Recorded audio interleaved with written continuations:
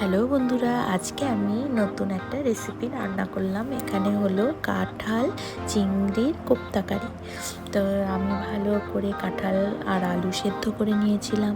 সেদ্ধ করে ভালো করে মেখে এখানে মশলা দিয়েছিলাম, হলুদ, লঙ্কা গুঁড়ো আর হলো একটু জিরে গুঁড়ো, লবণ দিয়ে ভালো করে মাখিয়ে আমি এখানে দলা দলা করে দিয়ে দিচ্ছি বড়া ভাজার জন্য।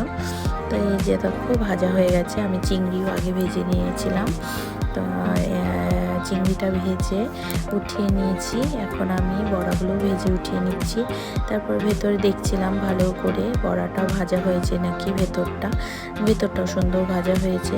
তারপর আমি এখানে দিয়ে দিচ্ছি হলো মশলার মধ্যে ছিল হলো আদা, রসুন, লঙ্কা, টমেটো পেস্ট আর দারচিনি আর গোটা মশলা একটু ছিল, পেস্ট করেছি। আর এখানে জিরে গুঁড়ো, ধনে গুঁড়ো, হলুদ গুঁড়ো দিয়ে ভালো করে মশলাটা কষিয়ে নিলাম। আর কাঁঠালের বীজগুলো ছিল, বীজগুলো দিয়ে ভালো করে একটু কষিয়ে নিলাম। তারপর আমি এখানে দিয়ে দিয়েছিলাম গরম জল, একটু করেছি গরম জল করে দিয়ে দিয়েছিলাম। তারপর আমি এক এক করে কাঁঠালের বড়া আর হলো চিংড়ি মাছ দিয়ে দিলাম।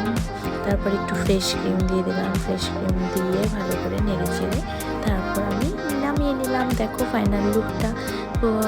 তো ভিডিওটা ভালো লাগলে লাইক, কমেন্ট অ্যান্ড শেয়ার করে দিও।